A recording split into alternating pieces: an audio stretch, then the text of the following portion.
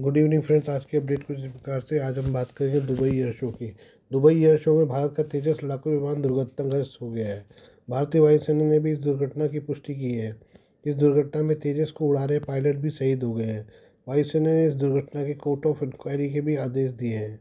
तेजस के दुर्घटनाग्रस्त होने का एक वीडियो भी सोशल मीडिया पर शेयर किया जा रहा है। इस वीडियो में विमान को तेजी से नीचे आते और ज़मीन से टकराते हुए देखा जा सकता है।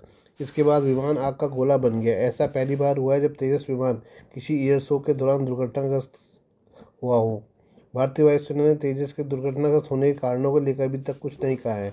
माना जा रहा है कि इस विस्तृत जांच के बाद ही असल कारणों का पता चल सकेगा। हालांकि तेजस को लेकर हुए पिछले विवादों से एक शक की सुई अमेरिका की ओर भी घूम रही है। ऐसे में इस संभावना से भी इनकार नहीं किया जा सकता कि तेजस के दुर्घटनाग्रस्त होने के पीछे किसी बाहरी शक्ति का हाथ हो। हम बात करें गाज़ा की। गाज़ा में युद्ध विराम के बाद भी इसराइल की आर्मी लगातार अपने ऑपरेशन चला रही है। इजरायली आर्मी ने गुरुवार को रफा में हमास की एक बड़ी सुरंग खोज निकालने का दावा किया है। यह सुरंग शरणार्थियों के कैंप, अस्पताल और स्कूल के नीचे से होकर गुजरती है।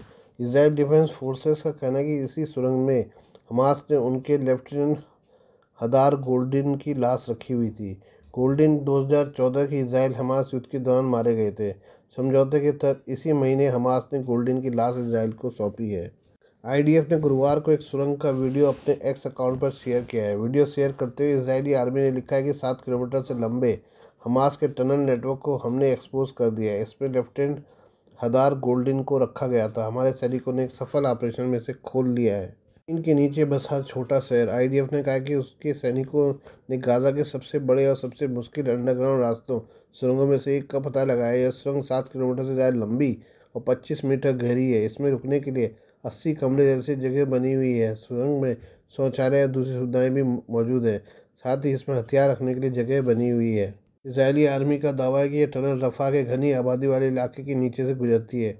इसके ऊपर संयुक्त राष्ट्र की एजेंसी के कंपाउंड, मस्जिद, क्लिनिक, किंडरगार्टन और स्कूल है, यानी सुरंग इनके ऊपर से गुजरती है।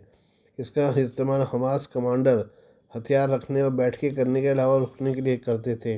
गाज़ा में इस सुरंग का पता एलिट यारलोम कॉम्बैट इंजीनियरिंग यूनिट और साइथ 13 नेवल कमांडो यूनिट ने लगाया है। आईडीएफ ने कहा कि उसने अल हमस को गिरफ्तार भी किया है। हमस पर रफा में वाइट ग्राउंड सुरंग में लेफ्टिनेंट गोल्डिन को दफनाने की जगह जानने का शक था। यह ऑपरेशन पिछले 6 महीनों में गोल्डिन का शव ढूंढने के ऑपरेशन का हिस्सा था। इसराइल हमास में बीते 2 साल से लड़ाई चल रही है। हाल ही में अमेरिका के दखल से दोनों पक्षों में सीज़फायर हुआ है। अक्टूबर 2023 में लड़ाई शुरू होने के बाद से इसराइल ने कई बार ये दावा किया कि हमास ने गाज़ा में सुरंग का एक बड़ा नेटवर्क बना रखा है। इसका इस्तेमाल हमास लड़ाके युद्ध के दौरान करते हैं। दरअसल अमेरिका ने दशकों से भारत के एलसीए तेजस प्रोजेक्ट में आइए हम बात करें नेपाल की। नेपाल में पूर्व प्रधानमंत्री केपी शर्मा ओली की पार्टी सीपीएन यूएमएल में चेयरमैन के पद के लिए घमासान मचा हुआ है। एक तरफ ओली जहां पर फिर से इस पद पर काबिज होना चाहते हैं, वहीं दूसरी ओर पार्टी के वरिष्ठ नेता और सीनियर वाइस चेयर ईश्वर पोखरेल ने भी गुरुवार को यूएमएल सेक्रेटरीट मीटिंग के दौरान ऑफिशियली अपनी कैंडिडेंसी अनाउंस की। ऐसे में सीपीएन यूएमएल के 11वें जनरल कन्वेंशन में लीडरशिप की एक अनोखी लड़ाई होने वाली है। सूत्रों के अनुसार इस बार पार्टी के भीतर से ओली के खिलाफ आवाज़ें उठ रही हैं। इसका फायदा पोखरेल को चुनाव के दौरान हो सकता है।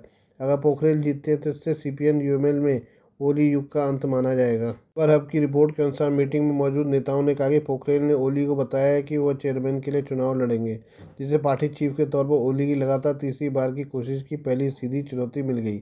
सेक्रेटरीट के एक मेंबर ने कहा कि ओली ने नेताओं से कैडर और जनता को एक पॉजिटिव मैसेज देने के लिए एकता और एक मन से आगे बढ़ने की अपील की थी। हालांकि पोखरेल ने जवाब दिया है कि वो पार्टी को लीड करने में उतने काबिल हैं और अपनी कैंडिडेसी वापस नहीं लेंगे। नेता ने आगे कहा, जब पोखरेल ने कहा कि वह चुनाव लड़ेंगे तो ओली हैरान रह गए। उन्होंने बताया पोखरेल ने जोर दिया कि ओली के 2 टर्म पूरे करने के बाद अब दूसरों की भी बारी है। कहा जाता है कि ओली ने पोखरेल से फिर से सोचने और एक लीडरशिप को सपोर्ट करने के लिए कहा, लेकिन पोखरेल ने कहते हुए मना कर दिया कि एकता तभी मुमकिन होगी जब कुर्सी खाली छोड़ी जाएगी। जब ओली ने मना कर दिया तो उन्होंने कहा कि वह कन्वेंशन में सम्मान के साथ मुकाबला करेंगे। पोखरेल की घोषणा के साथ यूएमएल के अंदर के नेताओं का मानना है कि आने वाले जनरल कन्वेंशन में हेल्दी मुकाबला देखने को मिलेगा। अष्टलक्ष्मी साक्य, सुरेंद्र पांडे, योगेश भट्टराई, गोकर्ण बिष्टा और विष्णु पौंडेल समेत कई सीनियर नेताओं ने पहले ओली पर दबाव डाला था कि वो हट जाएं और नई लीडरशिप का रास्ता बनाएं। आइए हम बात करें चीन की। चीन अपनी सैन्य ताकत और साइंस की दुनिया में बड़े कमाल की तरफ बढ़ रहा है। चीन एक एक तैरता हुआ आर्टिफिशियल आइलैंड बना रहा है। इसे न्यूक्लियर धमाके झेलने के लिए डिज़ाइन किया गया है।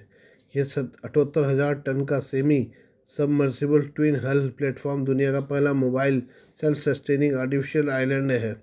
समुद्र में तेजी से सफ़र करने में सक्षम ये नकली द्वीप चीन के लिए एक बड़ी ताकत साबित हो सकता है। यह इस तरह का दुनिया का पहला द्वीप है। साउथ चाइना मॉर्निंग पोस्ट की रिपोर्ट के मुताबिक ये नई फैसिलिटी चीन के सबसे नए फुजियान एयरक्राफ्ट कैरियर जितनी बड़ी है। यहाँ बिना किसी नई सप्लाई के 4 महीने तक 238 लोग रुक सकते हैं। इस द्वीप के 3 साल बाद 2028 में चालू होने की उम्मीद है। यह फैसिलिटी 2028 में सर्विस में आने पर विवादित समुद्रों में बहुत ज़्यादा पावर दिखा सकेगी। क्या है खास? संगाई जियो टोंग यूनिवर्सिटी के प्रोफेसर यांग डेकिंग की टीम ने बताया कि यह deep sea major scientific facility हर मौसम में या लंबे समय तक रहने के लिए डिज़ाइन की गई है। इसके सुपरस्ट्रक्चर में जरूरी कंपार्टमेंट है जो इमरजेंसी पावर, कम्युनिकेशन और नेविगेशन कंट्रोल पक्का करते हैं। इससे इन जगहों के लिए न्यूक्लियर ब्लास्ट से सुरक्षा बहुत ज़रूरी हो जाती है।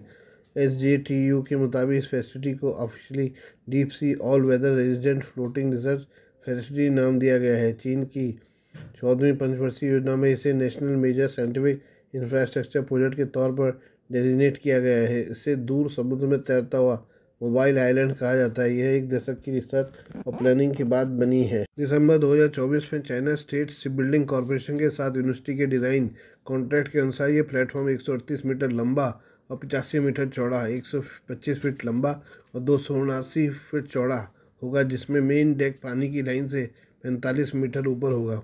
इसका ट्विन हल डिज़ाइन इसे सी स्टेट 7 6 से 9 मीटर ऊंची लहरों वाला उबड़ खाबड़ समुद्र में काम करने में सक्षम बनाता है। यह कैटेगरी 17 के टाइफून से बच सकता है जो ताकतवर साइक्लोन है। इस प्लेटफॉर्म को जो चीज़ क्रांतिकारी बनाती है वह है इसकी मोबिलिटी और परफॉर्मेंस का मेल। फिक्स रिसर्च स्टेशन या फ्यूल और सप्लाई से सीमित पारंपरिक जहाज़ों के विपरीत यह तैरता हुआ आइलैंड 15 नॉट की रफ्तार से चल सकता है। इस फैसिलिटी के ऑपरेटिंग एरिया में शायद साउथ चाइना सी जैसे विवादित समुद्री इलाके भी शामिल हो सकते हैं। Please do like, share and subscribe this channel of mine, news, views and analysis by Prakash.